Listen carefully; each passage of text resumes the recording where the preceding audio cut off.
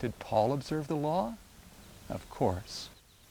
In our series, we see time after time Paul observing the Sabbath.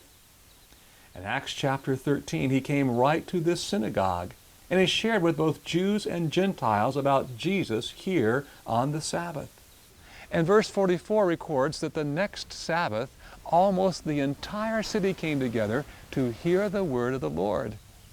Paul was a Sabbath keeper.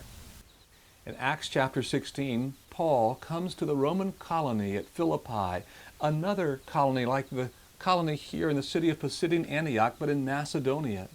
And when he arrived, he discovered that there was not a Jewish community in the city.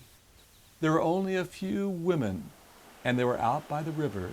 Luke wrote that we came into the city and went out by the river on the Sabbath where prayer was wont to be made. And there he shared Jesus with Lydia and the others who had gathered. Later on in the same story, it records that they went out to the river again on the Sabbath. The same wording is used, that special wording, to describe Sabbath worship. Chapter 17, Paul goes to Thessalonica, and there he goes into the synagogue on the Sabbath and presents Jesus.